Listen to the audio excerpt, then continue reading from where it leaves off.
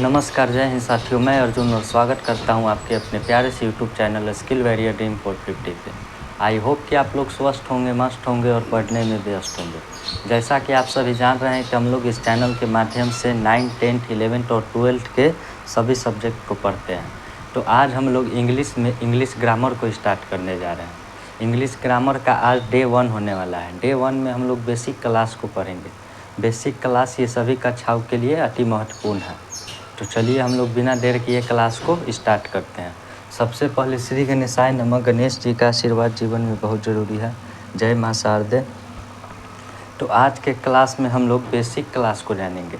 Basic class में हम लोग कई टॉपिक पर बात करेंगे। मुख्य रूप से 6 या 7 टॉपिक पर हम लोग बात करेंगे आज के इंग्लिश ग्रामर के क्लास में। तो इंग्लिश ग्रामर के क्लास में पहले हम लोग देखिए यहाँ क्या है, तो इंग्लिश ग्रामर। तो हम लोग सबसे पहले हेडिंग डालते हैं इंग्लिश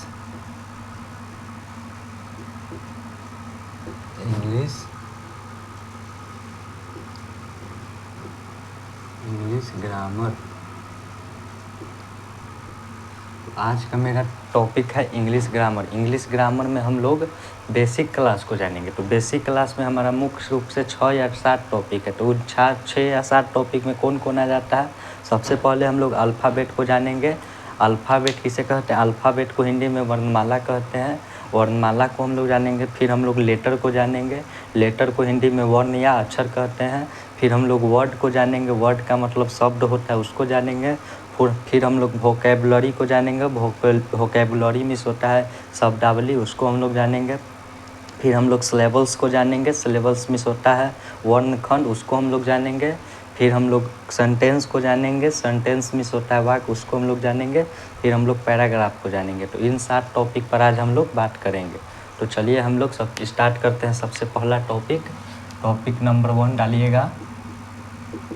टॉपिक नंबर 1 है अल्फ़ाबेट।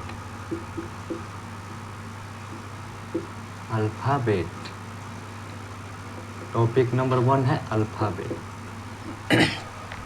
तो टॉपिक नंबर 1 डालिएगा अल्फ़ाबेट। तो अल्फ़ाबेट किसे कहते हैं? अल्फ़ाबेट को हिंदी में वर्णमाला कहते हैं। क्या कहते हैं? वर्णमाला। अल्फ़ाबेट को हिंदी में वर्णमाला कहते हैं। अल्फ़ाबेट को हिंदी में वर्णमाला कहते हैं। तो हम आपसे पहले यह प्रश्न पूछेंगे कि वर्णमाला की संख्या कितनी होती है? वर्णमाला की संख्या कितनी होती है?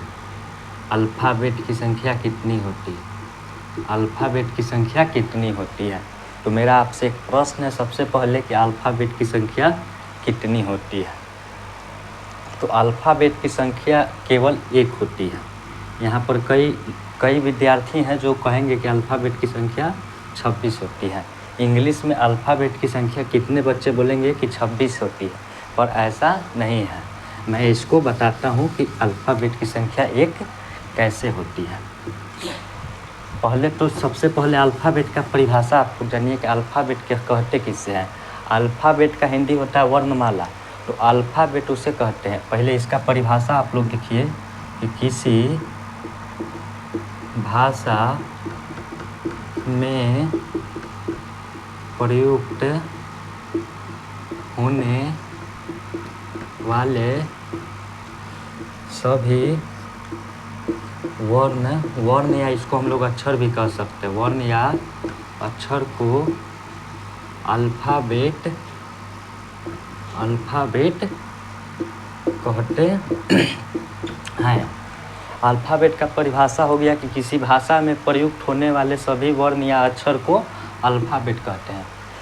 केवल हम लोग को समझना है, चूँकि अल्फ़ाबेट का आप लोग से एग्ज़ाम में अल्फ़ाबेट का परिभाषा नहीं पूछेगा कि व्हाट इज़ अल्फ़ाबेट, ये आपके एग्ज़ाम में नहीं आता है।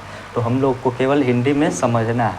तो समझिए क्या होता है अल्फ़ाबेट। किसी भाषा में प्रयुक्त होने वाले सभी वर्ण या अक्षर को हम लोग इंग्लिश में लेटर कहते हैं। क्या कहते हैं? लेटर। तो किसी भाषा में प्रयुक्त होने वाले वर्ण या अक्षर को सभी वर्ण या अक्षर को अल्फ़ाबेट कहते हैं। क्या कहते हैं? अल्फ़ाबेट।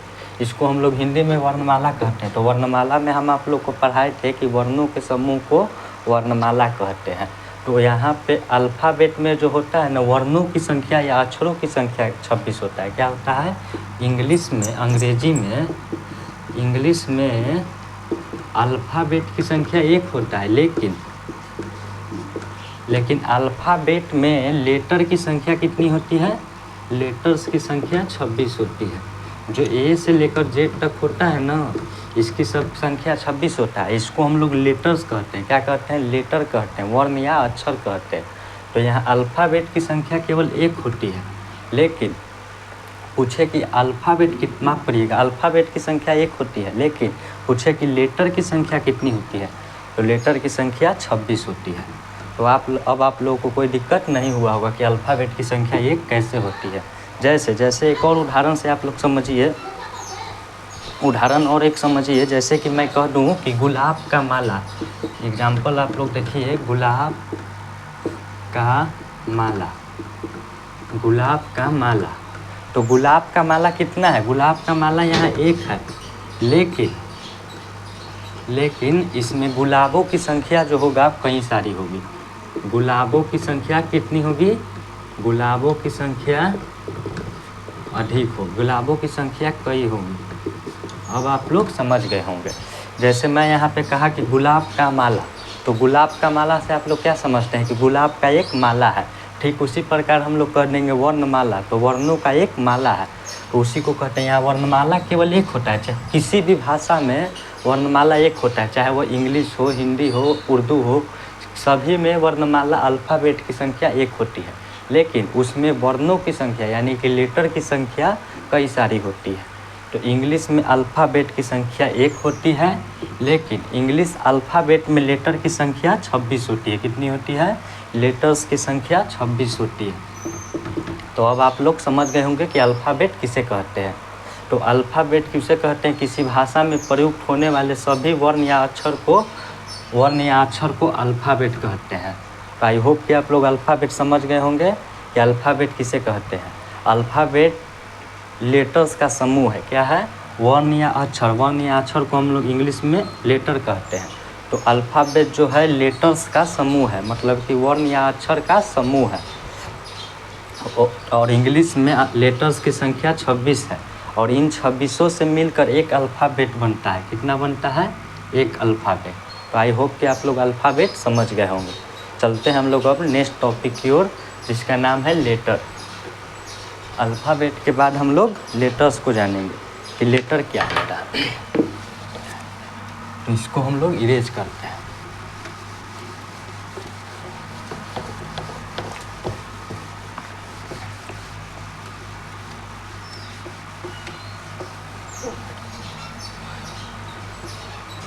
चलिए टॉपिक नंबर दूसरा डालिए।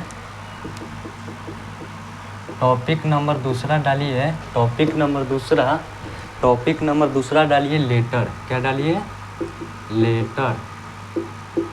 लेटर। टॉपिक नंबर दूसरा डालिए लेटर। लेटर का हिंदी होता है वर्ण, या इसको हम लोग अक्षर भी कहते हैं।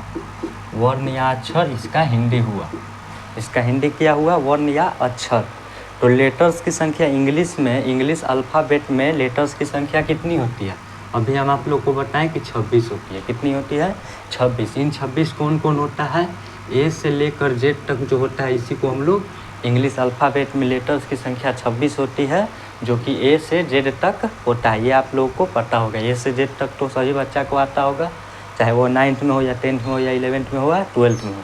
इतने सीनियर हैं तो आप लोग को तो ABCD आता ही होगा। चलिए अब हम लोग लेटर्स की परिभाषा को पढ़ते हैं।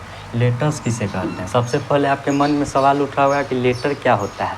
लेटर का हिंदी होता है वर्ण। क्या होता है? वर्ण। इसको हम लोग सही से लिखते हैं वर्ण। तो लेटर मीन्स होता है वर्ण या अक्षर। तो सबसे पहले आपके मन में सवाल उठ रहा होगा कि लेटर किसे कहते हैं। तो लेटर किसे कहते हैं उसको हम लोग समझिए। वर्णमाला में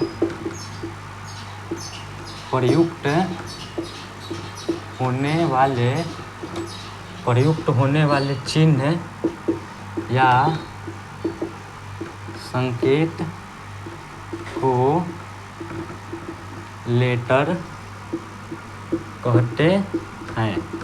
क्या कहते हैं? लेटर का परिभाषा क्या होगा कि वर्णमाला मतलब यहाँ पे अल्फ़ाबेट समझिएगा। अल्फ़ाबेट में प्रयुक्त होने वाले चिन्ह चिन्ह मतलब कि सिंबल या संकेत को लेटर कहते हैं। क्या कहते हैं? लेटर। जैसे यहाँ पे समझिए,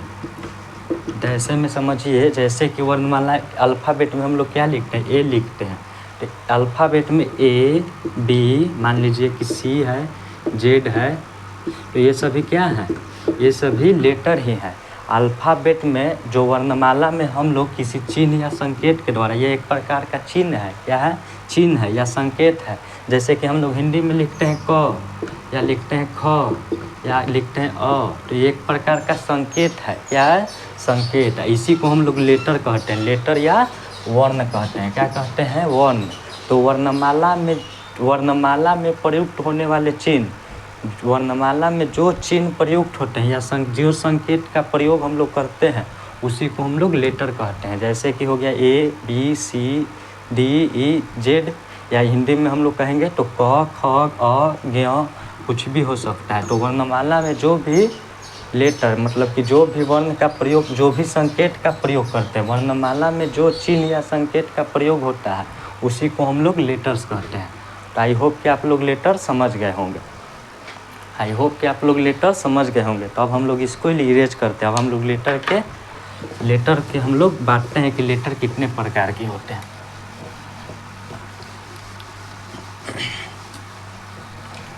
चलिए, यहाँ से हम लोग आगे चलेंगे। लेटर आप लोग समझ गए होंगे कि वर्णमाला अल्फ़ाबेट में प्रयुक्त होने वाले चिन्ह या संकेत को हम लोग लेटर कहते हैं। लेटर मतलब कि वर्ण कहते हैं, वर्ण या अक्षर कहते हैं। अब यहाँ से हम लोग जानेंगे कि लेटर कितने प्रकार के होते हैं।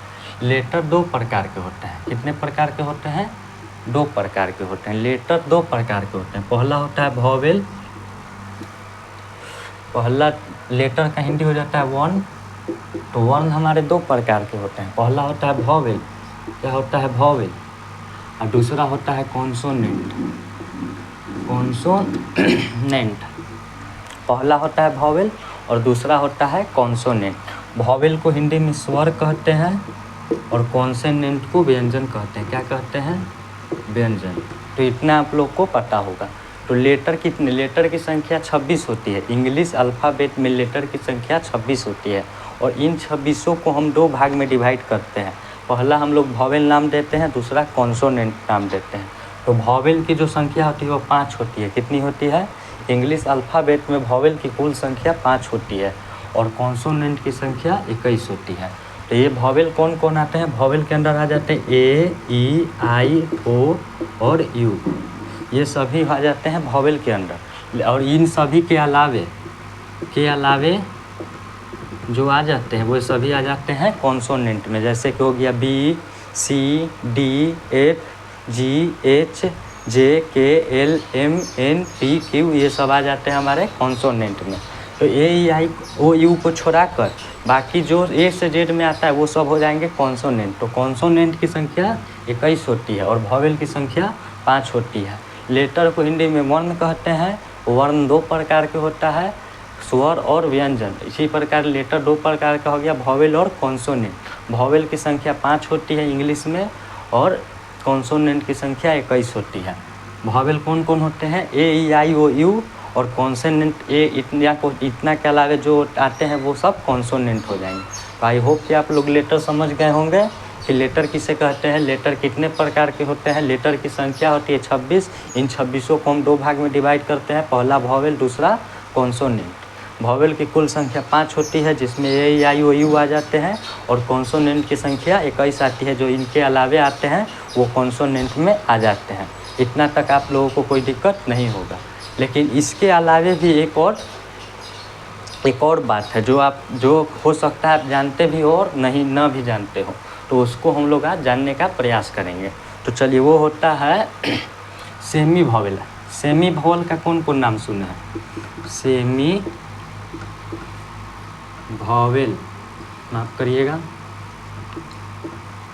वॉवेल, सेमी वॉवेल का नाम आप लोग सुने हैं या नहीं सुने, ये तो मुझे नहीं पता, पर आप लोग कमेंट में ज़रूर बताइएगा कि इसके बारे में आप लोग पहले जानते थे या नहीं। तो सेमी वॉवेल एक होता है। सेमी वॉवेल में कौन कौन वर्ड आ जाते हैं? सेमी वॉवेल में कौन कौन लेटर आ जाते हैं? सेमी वॉवेल में 2 लेटर आते हैं। कौन कौन आते हैं? सेमी वॉवेल की संख्या कितनी होती है? 2। कौन कौन आते हैं? डब्ल्यू आ जाते हैं और वाई आ जाते हैं। सेमी वॉवल में 2 लेटर आ जाते हैं, एक डब्लू और एक वाई। इन दोनों को हम लोग सेमी वॉवल कहते हैं। सेमी वॉवल मतलब कि ये वॉवल में भी आ जाते हैं और कॉन्सोनेंट में भी आ जाते हैं। इसका मतलब कि ये दोनों, इसका 2 गुण होता है, इसी कारण हम लोग इसको सेमी वॉवल कहते हैं। क्या कहते हैं? Semi vowel. ये वॉवल का भी गुण रखता है और कॉन्सोनेंट का भी गुण रखता है, इसी कारण हम लोग इसको सेमी वॉवल कहते हैं। सेमी वॉवल की संख्या 2 होती है, एक होती है डब्लू और एक होता है वाई, जिसमें 2 लेटर आ जाते हैं, एक होता है डब्लू और एक होता है वाई। तो हो सकता है कि आप लोग ये जानते भी होंगे या कुछ बच्चे नहीं भी जानते होंगे। तो हम लोग लेटर को समझ गए कि लेटर की कुल संख्या 26 होती है, जिसमें से 5 वॉवल होते हैं और 21 कॉन्सोनेंट होता है। लेकिन इसमें 2 जो होता है सेमी वॉवल होता है, जो इन दोनों में जो वॉवल का भी गुण प्रकट करता है और कॉन्सोनेंट का भी गुण प्रकट करता है। उनका नाम है डब्लू और वाई। इन 2 लेटर जो है डब्लू और वाई, ये सेमी वॉवल के अंतर्गत आते हैं। सेमी वॉवल उनको कहते हैं जो वॉवल का भी गुण प्रकट करे और कॉन्सोनेंट का भी गुण प्रकट करे। तो आई होप कि आप लोग इतना समझ गए होंगे। अल्फ़ाबेट ऑफ लेटर में आप लोगों को कोई दिक्कत नहीं होगा। तो चलते हैं हम लोग इसके आगे टॉपिक नंबर 3 पर।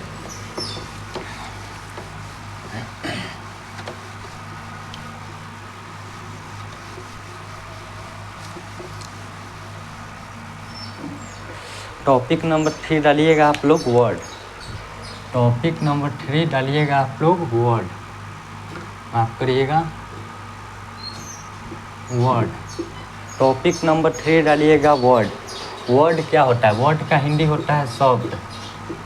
शब्द जो कि हम आप लोगों को हिंदी में शब्द पढ़ा चुके हैं। तो शब्द किसे कहते हैं ये तो आप लोग को हम पढ़ा चुके हैं। शब्द किसे कहते हैं? शब्द आप लोग को हिंदी में हम पढ़ाए थे कि वर्णों के सार्थक समूह को शब्द कहते हैं। क्या कहते हैं? वर्णों के सार्थक समूह को शब्द कहते हैं। तो वर्ण क्या कौन कौन होता है? वर्ण जैसे कि क, म, ल। तो ये 3 गो, एगो क, एगो म, एगो ल, तीनों को मिला दिए तो इसका सार्थक एगो अर्थ निकला कमल, जिसको हम लोग शब्द कहते हैं। तो ठीक इसी प्रकार भी अंग्रेजी में होता है। अंग्रेजी में वर्ड किसे कहेंगे?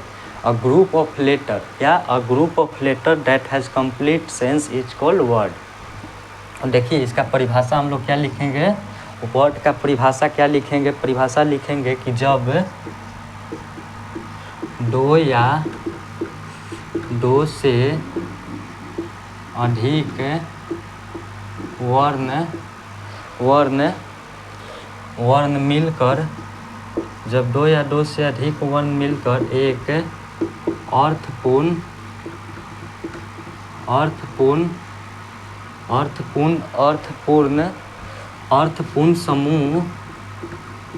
समूह बनाता है तो उसे वर्ड कहते हैं।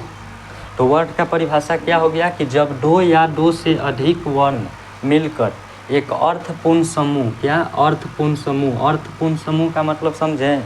अर्थपूर्ण समूह मतलब कि अर्थपूर्ण मतलब होता है मीनिंगफुल। क्या होता है? मीनिंगफुल मतलब कि जिसका कोई मीनिंग निकले, जिसका कोई अर्थ निकले, उसी को हम लोग क्या कहते हैं? उसे वर्ड कहते हैं। क्या कहते हैं?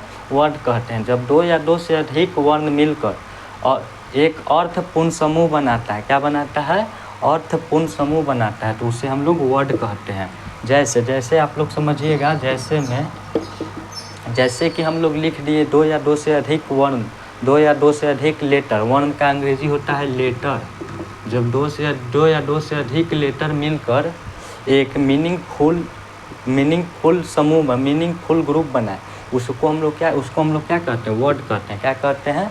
वर्ड कहते हैं। तो जैसे हो गया यहाँ पे देखिए RAM, ये राम जो है इसमें कौन कौन लेटर है? एक है R है, एक है A है और एक M है। तो यहाँ पे 3 लेटर है RAM। इन तीनों मिलाकर एक मीनिंगफुल ग्रुप बनाया, जिसको हम लोग क्या कहते हैं?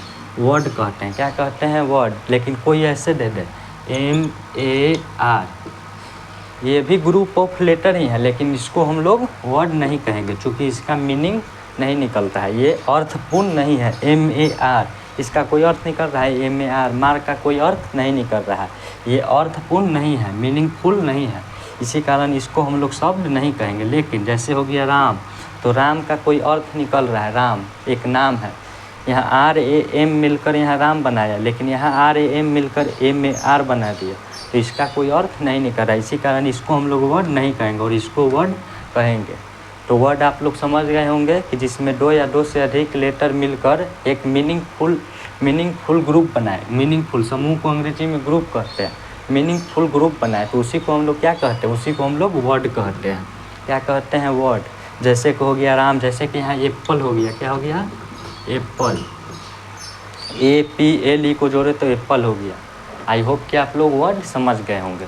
तो चलते हैं हम लोग इसके आगे, वर्ड को आप लोग समझ गए होंगे। वर्ड का हिंदी होता है शब्द। शब्द किसे कहते हैं, जिसमें दो या दो से अधिक वर्ण मिलकर एक अर्थपूर्ण समूह बनाए, उसी को हम लोग क्या कहते हैं, शब्द कहते हैं। इसको आप लोग समझ गए होंगे। अब हम लोग चलते हैं टॉपिक नंबर 4। टॉपिक नंबर 4 हम लोग पढ़ेंगे। टॉपिक नंबर 4 हम लोग डालते हैं। टॉपिक नंबर 4 का नाम है वोकैबुलरी।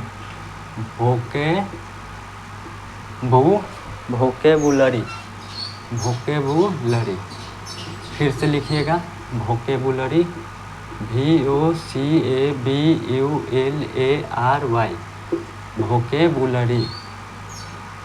वोकैबुलरी क्या है, वोकैबुलरी। वोकैबुलरी का हिंदी होता है शब्दावली। क्या होता है, शब्दावली। इसका हिंदी होता है शब्दावली। वोकैबुलरी, इससे पहले कौन कौन नाम सुने हैं वोकैबुलरी का। चलिए हम लोग जानते हैं कि वोकैबुलरी क्या होता है। वोकैबुलरी क्या होता है, वोकैबुलरी का हिंदी होता है शब्दावली। क्या होता है, शब्दावली। तो इसके आपके मन में एक प्रश्न उठ रहा होगा कि वोकैबुलरी क्या होता है। तो सबसे पहले हम लोग इसका परिभाषा पढ़ते हैं। जब कई शब्दों, माफ करिएगा, कई शब्दों को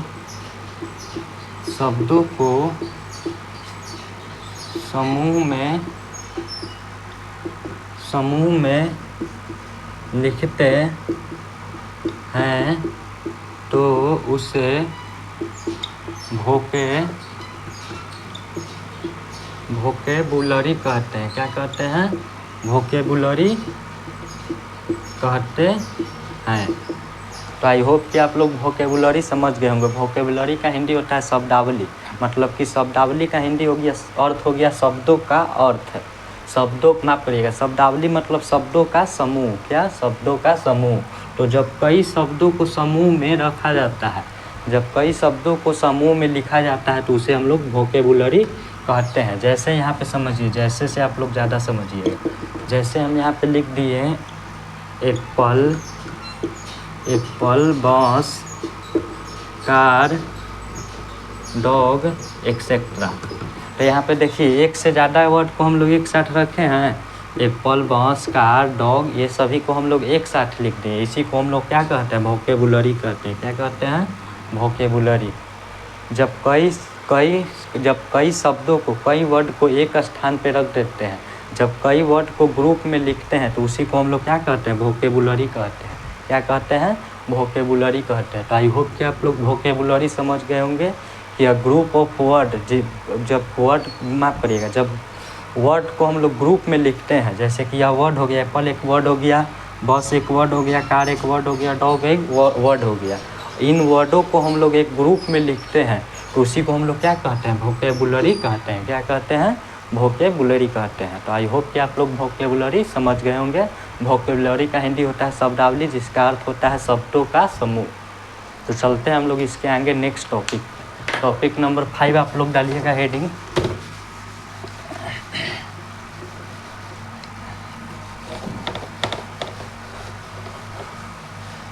इसके बाद हम लोग जानेंगे, वोकैबुलरी के बाद हम लोग जानेंगे क्या, सिलेबल। क्या जानेंगे, 5वां टॉपिक डालिएगा आप लोग, सिलेबल। माफ करिएगा, मार्कर थोड़ा सा सूख गया है। सिलेबल क्या डालिएगा, सिलेबल, SYLLABLE, सिलेबल।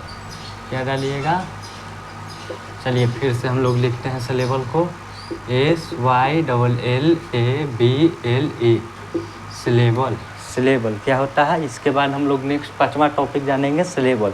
सिलेबल का हिंदी होता है वर्णखंड। क्या होता है? वर्णखंड। जब वर्णों को हम लोग खंड करते हैं उसी को हम लोग क्या कहते हैं? सिलेबल कहते हैं। तो सिलेबल नाम कौन कौन इससे पहले सुना है वो कमेंट में बताएंगे कि सिलेबल हम पहले से नाम सुने थे। तो आपके मन में एक सवाल उठा होगा कि सिलेबल किसे कहते हैं।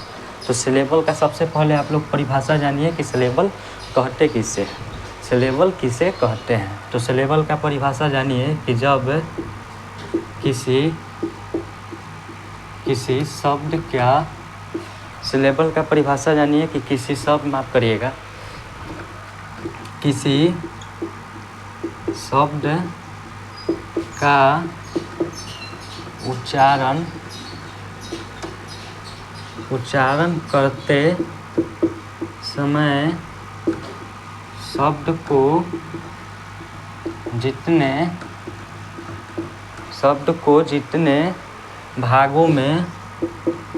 जितने भागों में बोला जाता है उसे सिलेबल कहते हैं। क्या कहते हैं?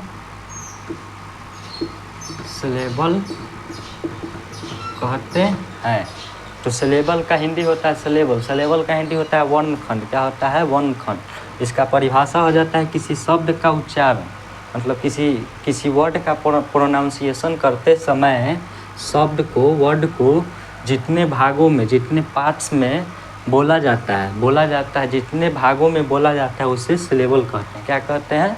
सिलेबल कहते हैं। तो इसका परिभाषा हो गया कि किसी शब्द का उच्चारण करते समय, मान लीजिए कोई शब्द का हम लोग उच्चारण करते हैं और उच्चारण करते समय उस शब्द को हम लोग जितने भाग में तोड़कर बोलते हैं, मान लीजिए कि एग्जाम्पल से आप लोग समझिए, यहाँ पर एप्पल एक शब्द हो गया। क्या हो गया? एप्पल एक शब्द हो गया। तो एप्पल शब्द को हम लोग जितने भागों में एप्पल शब्द का उच्चारण करते समय शब्द को जितने भागों में बोलते हैं। अब एप्पल को हम लोग एक साथ थोड़ी ना बोल लेते हैं। एप्पल के बीच में हम लोग रुकते हैं, क्या करते हैं? एप्पल को हम लोग दो सिलेबल में बोलते हैं। पहला होता है एप और दूसरा होता है पल। एप और एक होता है पल। तो इसमें 2 सिलेबल हो गया। क्या हो गया? इसमें 2 सिलेबल हो गया। जैसे कि एप्पल हो गया, तो एप्पल के उच्चारण करते समय हम लोग इसे 2 भागों में बोलते हैं, एप्पल। तो एप्पल में हम लोग कितने सिलेबल हो गए? 2 हो गए। जैसे कि हो गया बैट। क्या हो गया? तो बैट में कितने सिलेबल हो गए? एक हो गया बै, एक हो गया ट। माफ़ करिएगा, बैट छोड़िए, बैट नहीं। यहाँ पे जैसे देखिए बनाना। क्या देखिए? बनाना। तो बनाना में कितने सिलेबल है? बनाना में कितने सिलेबल है उसको हम लोग जानने के लिए पहले इसका हम लोग उच्चारण करेंगे। क्या करेंगे? उच्चारण करेंगे, प्रोनाउंसिएशन करेंगे। तो बनाना का हम लोग प्रोनाउंसिएशन करेंगे तो पहले आएगा ब ना। तो इसमें कितने सिलेबल हो जाएंगे? 3। कितने हो जाएंगे? 3, क्योंकि हम लोग बनाना का उच्चारण करते समय, प्रोनाउंसिएशन करते समय बनाना को 3 भागों में बोलते हैं, ब ना। इसीलिए इसमें सिलेबल की संख्या कितनी हो जाएगी? 3। तो आई होप कि आप लोग सिलेबल समझ गए होंगे कि सिलेबल किसे कहते हैं।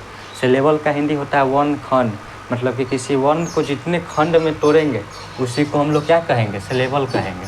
इसका परिभाषा हो गया कि किसी शब्द का उच्चारण करते समय शब्द को जितने भागों में बोला जाता है उसी को हम लोग सिलेबल कहते हैं। जैसे कि एप्पल हो गया, तो एप्पल में होता है 2 सिलेबल, चूँकि इसको एप्पल को हम लोग 2 भाग में तोड़कर पढ़ते हैं। पहला होता है एप और दूसरा होता है पल। इसी कारण हम लोग इसमें सिलेबल की संख्या कितनी हो जाएगी? 2।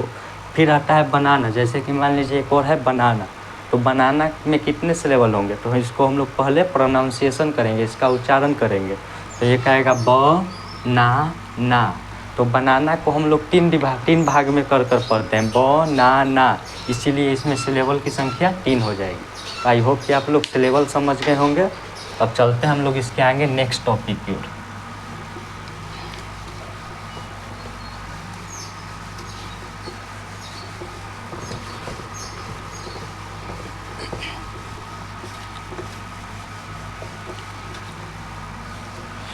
चलिए इस लेवल के बाद आप लोग छठा टॉपिक बनाइएगा, छठा टॉपिक बनाइएगा सेंटेंस।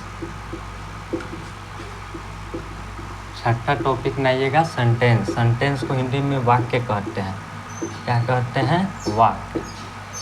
तो सेंटेंस आप लोग इससे पहले हम आप लोग को हिंदी में वाक्य पढ़ा चुके हैं। सेंटेंस किसे कहते हैं? सेंटेंस किसे कहते हैं? ग्रुप ऑफ वर्ड, मतलब कि शब्दों के समूह को, शब्दों के सार्थक समूह को वाक्य कहते हैं, जिसका एक कंप्लीट मीनिंग निकले, तो उसी को हम लोग क्या कहते हैं? सेंटेंस कहते हैं। क्या कहते हैं? सेंटेंस। जैसे कि यहाँ एक समझिए उदाहरण से, जैसे हम लिख दिए कि आम राम खाता है। यहाँ पे देखिए, यहाँ पे एक से अधिक वर्ड है। आम राम खाता है, यहाँ पे एक से अधिक वर्ड है, यहाँ एक से अधिक वर्ड है, लेकिन इसका कंप्लीट मीनिंग नहीं है। मतलब कि ये सही क्रम में नहीं है, यह सही क्रम में नहीं लिखा हुआ, मतलब कि इसका एक कोई अर्थ नहीं निकल रहा है। इसी कारण कहेंगे कि यह सेंटेंस, ये वाक्य नहीं है। लेकिन हम लोग इसको ऐसे लिख दें कि राम आम खाता है। अब यहाँ लग रहा है कि राम आम को खा रहा है, यहाँ लग रहा था कि आम जो है राम को खा जा रहा, इसी कारण यह सेंटेंस नहीं लग रहा था। लेकिन इसका कोई एक कंप्लीट मीनिंग निकल रहा है, इसीलिए हम लोग कहेंगे कि यह सेंटेंस है। जैसे कि इंग्लिश में हम लोग इसको ऐसे लिखे, इज राम अ बॉय। यहाँ पे हम लोग लिखेंगे कि Ram is a boy, Ram is a boy. तो यहाँ पे ये लग रहा है कि एक सेंटेंस है, लेकिन ये नहीं लग रहा है, क्योंकि इसका एक अर्थ, कोई अर्थ नहीं निकल रहा है। लेकिन इसका अर्थ निकल रहा है कि राम एक लड़का है। तो इसमें ग्रुप ऑफ वर्ड है, इसमें भी ग्रुप ऑफ वर्ड है और इसमें भी ग्रुप ऑफ वर्ड है, लेकिन इसका कोई मीनिंग नहीं निकल रहा है। इसी कारण इसको हम लोग सेंटेंस नहीं बोलेंगे, और इसका एक कंप्लीट मीनिंग निकल रहा है, इसी कारण इसको हम लोग सेंटेंस बोलेंगे। तो आई होप कि आप लोग सेंटेंस समझ गए होंगे। अब हम लोग इसके परिभाषा को लिखेंगे कि सेंटेंस किसे कहते हैं। तो सेंटेंस के परिभाषा को आप लोग लिखिएगा कि सेंटेंस किसे कहते हैं। सेंटेंस का परिभाषा लिखिएगा कि शब्दों के समूह को सही क्रम, शब्दों के समूह को सही क्रम में रखकर कोई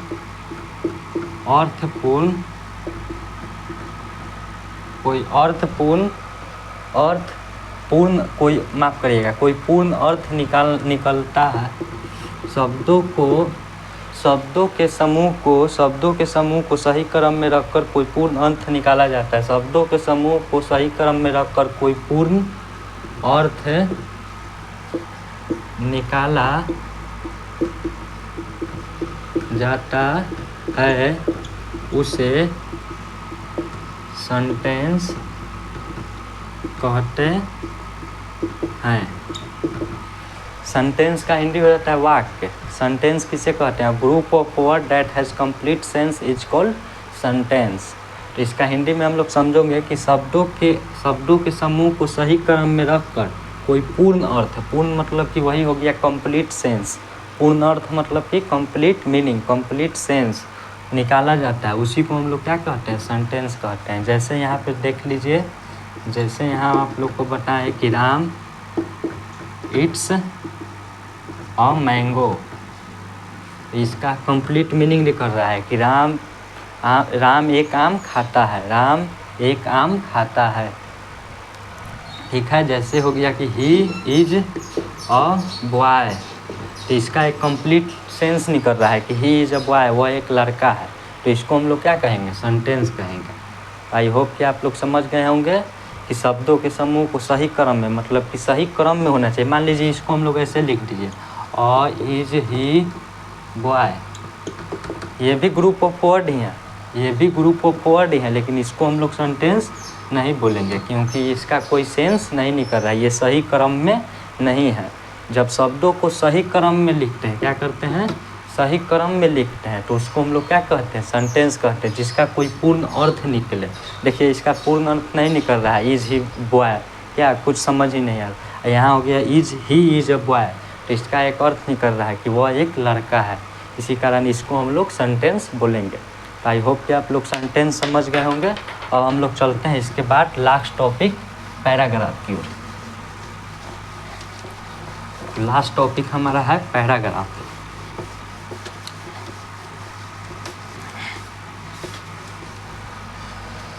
पैराग्राफ को हम लोग समझते हैं और इसके बाद हमारा क्लास खत्म हो जाएगा। चलिए टॉपिक नंबर 7 डालिए आप लोग, पैराग्राफ। पैराग्राफ टॉपिक नंबर 7 है और लास्ट टॉपिक है पैराग्राफ। पैराग्राफ का हिंदी होता है अनुच्छेद। क्या होता है? अनुच्छेद। पैराग्राफ का हिंदी होता है अनुच्छेद। क्या होता है? अनुच्छेद। तो पैराग्राफ किसे कहते हैं? पैराग्राफ को सबसे पहले समझिए कि पैराग्राफ में होता क्या है। पैराग्राफ में सबसे पहले होता है ग्रुप ऑफ वर्ड, माफ़ करिएगा, ग्रुप ऑफ सेंटेंस। क्या होता है? Group of sentence. मतलब कि इसमें कई वाक्य एक साथ होंगे। क्या होंगे? ग्रुप ऑफ सेंटेंस होंगे, मतलब कि कई वाक्य एक साथ होंगे।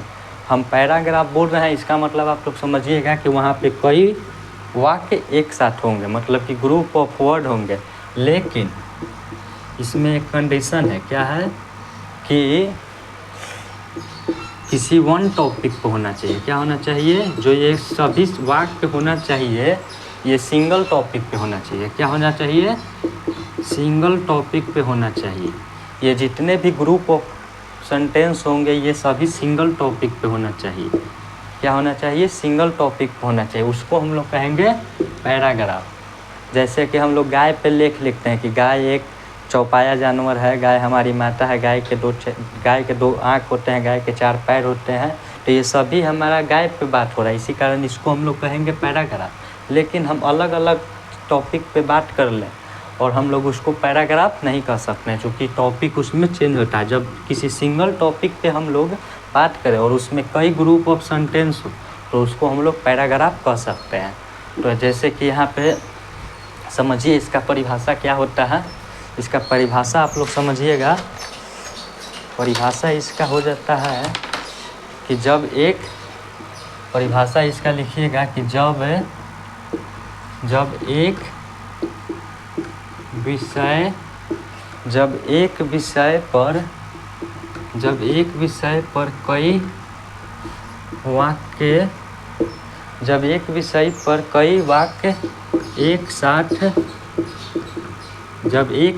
पर कई वाक्य एक साथ लिखे जाते हैं तो उसे पैराग्राफ कहते हैं।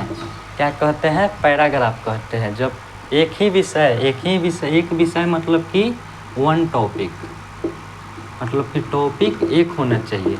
जब एक ही टॉपिक पे कई वाक्य मतलब कि ग्रुप ऑफ सेंटेंस एक साथ लिखे जाते हैं तो उसे क्या कहते हैं? उसे पैराग्राफ कहते हैं। क्या कहते हैं? पैराग्राफ। जैसे एग्जांपल में डाल लीजिएगा आप लोग, स्कूल पे लेख, स्कूल, एस्से ऑन स्कूल। क्या डालिएगा? एस्से ऑन स्कूल। जैसे कि हम लोग लिखेंगे कि my school name is ABS public school. फिर हम लोग लिखेंगे कि my school is big, my school has 8 classroom, my school have 12 शिक्षक, 12 टीचर। तो इसको हम लोग क्या कहेंगे? इसको हम लोग कहेंगे पैराग्राफ, क्योंकि हम लोग केवल स्कूल पे बात कर रहे हैं। जब टॉपिक एक ही हो तो उसको हम लोग कहेंगे पैराग्राफ। पैराग्राफ में क्या होता है कि इसमें कई वाक्य को एक साथ लिखते हैं। क्या करते हैं? कई वाक्य को एक साथ लिखते हैं, लेकिन इसमें किसी एक ही विषय पर हम लोग बात करते हैं तो उसको हम लोग क्या कहते हैं? पैराग्राफ। तो आई होप कि आप लोग इतना समझ गए होंगे कि आज हम लोग क्या क्या जाने पैराग्राफ किसे कहते हैं।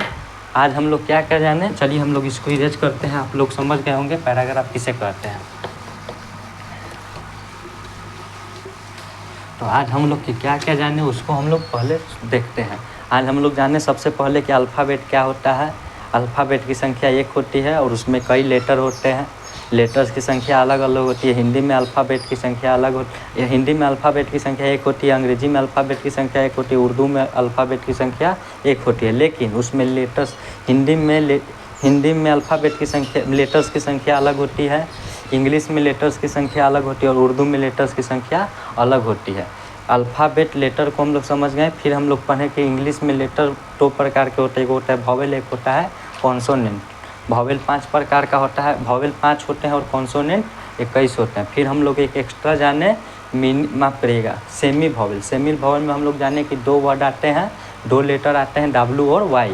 उसको हम लोग जान लिए कि सेमी वॉवेल 2 आते हैं W और Y। तो हम लोग अल्फ़ाबेट, लेटर, वर्ड, वोकेबुलरी के बाद सिलेबल्स के बाद हम लोग जाने सेंटेंस के बाद हम लोग पैराग्राफ समझ गए। तो इन 7 टॉपिक को आज के बेसिक क्लास में हम लोग जाने। तो अल्फ़ाबेट क्या होता है ये आप लोग जाने, लेटर क्या होता है वो जाने, लेटर के प्रकार जाने, वॉवेल और कॉन्सोनेंट। फिर हम लोग जाने क्या जाने, फिर हम लोग वर्ड जाने कि शब्द किसे कहते हैं। फिर हम लोग जाने कि वोकेबुलरी क्या होता है, शब्दावली क्या होता है। फिर हम लोग जाने सिलेबल क्या होता है, सिलेबल्स मतलब कि वर्णखंड क्या होता है। फिर हम लोग जाने कि सेंटेंस क्या होता है, मतलब कि वाक्य क्या होता है। फिर हम लोग जाने पैराग्राफ मतलब कि अनुच्छेद क्या होता है। इन 7 टॉपिक के आज के बेसिक क्लास में हम लोग जाने। तो इसके बाद हम लोग पढ़ेंगे कि सेंटेंस के बारे में हम लोग पढ़ेंगे कि सेंटेंस कितने प्रकार के होते हैं। इसके बाद के क्लास में हम लोग पढ़ेंगे कि सेंटेंस कितने प्रकार के होते हैं। तो डे नंबर 2 में हम लोग क्या पढ़ेंगे, डे नंबर 2 में हम लोग पढ़ेंगे कि सेंटेंस कितने प्रकार के होते हैं। तो आज के लिए हम लोग इतना ही रहने देते हैं। बेसिक क्लास था तो बेसिक क्लास में हम लोग बेसिक को जान गए और इसके बाद हम लोग डे 2 में हम लोग सेंटेंस को स्टार्ट करेंगे। तो आज के क्लास के लिए हम लोग इतना ही रहने देते हैं। आई होप कि आप लोग समझे होंगे। यदि इस क्लास से आप लोग थोड़ा भी कुछ समझे हो तो वीडियो के लास्ट में कमेंट में ज़रूर बताइएगा कि आपको क्लास कैसा लगा, क्या मुझे इस प्रकार का वीडियो बनाना चाहिए। चूँकि हम भी आप लोगों के लिए मेहनत कर रहे हैं और अपने के लिए मेहनत कर रहे हैं। हम अपने स्थिति को सुधारना चाहते हैं, इसी कारण हम मेहनत कर रहे हैं। तो आप लोग ज़रूर कुछ ना कुछ मोटिवेशन लाइन कमेंट में ज़रूर लिखें हमारे लिए। तो मैं एक ही बात कहता हूँ, माफ़ करिएगा, चूँकि चलिए एक सॉन्ग गा दे देते हैं। बहुत दिन हो गया सॉन्ग गाए हुए, तो एक सॉन्ग गा देते हैं। माई मेरी क्या फिक्र तुझे, क्यों आँख से दरिया बहता है। तू कहती थी तेरा चांद हूँ मैं और चांद हमेशा रहता है। ओ ओ तेरी मिट्टी मैं मिल जावा, गुल बन के मैं खिल जावा, इतनी सी है दिल की आरज़ू। तेरी नदियों में बह जावा, तेरी खेतों में लहरावा, इतनी सी है दिल की आरज़ू। चलिए, आई होप कि आप लोग को गाना अच्छा लगा होगा। एक बार फिर से ट्राई करते हैं। माई मेरी क्या फिक्र तुझे, क्यों आँख से दरिया बहता है। तू कहती थी तेरा चांद हूँ मैं और चांद हमेशा रहता है।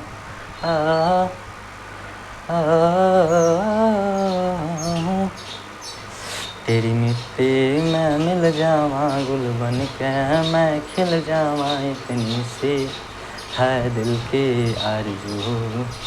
तेरी नदियों में बह जावा, तेरी खेतों में लहरावा, इतनी सी है दिल की आरज़ू। चलिए, तो क्लास को यहीं समाप्त करते हैं। Bye bye, take care.